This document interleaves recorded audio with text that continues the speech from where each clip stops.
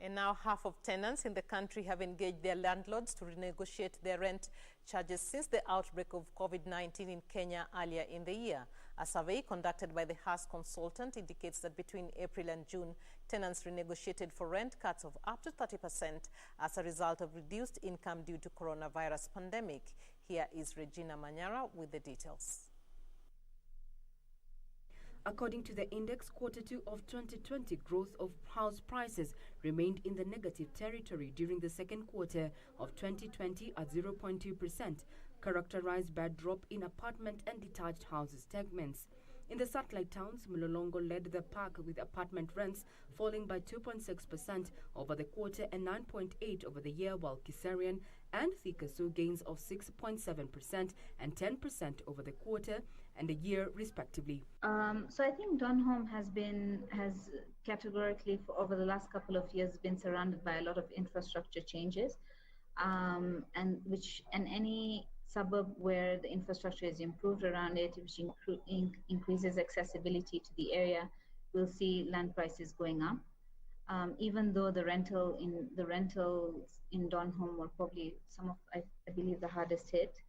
Apartments similarly recorded the strongest growth in rents at 2.2% against the overall property rents, a slight drop of 0.3%. Owing to COVID-19 disruptions the last quarter, 47% of tenants surveyed asked their landlords for rent discounts of between 25 and 30%. The pandemic has resulted in the closure of many industries across the economy and thereby reducing incomes of business owners and employees, who are in turn exerting pressures on landlords to reduce rents. Donholm Sam recorded the biggest quarterly drop in rents for houses at 4.8%, while on an annual basis, Kitusuru led the pack with rents reducing by 7.7%. On the other hand, Parklands backed the trend in the suburbs, with apartments rents in the area marginally increasing by 2.4% over the quarter and 7.1% over the year.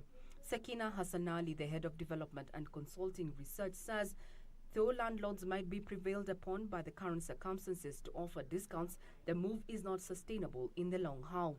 HassConsult notes that property owners and developers are exercising caution by avoiding generous discounts on properties or increasing prices as they wait to see how the economy will perform once it is fully reopened. So June we saw a big uptick in transactions, not to the previous levels of 2019, but definitely an uptick. I think that has continued as people have kind of adapted to this being the new normal. Buyers are still looking for deals.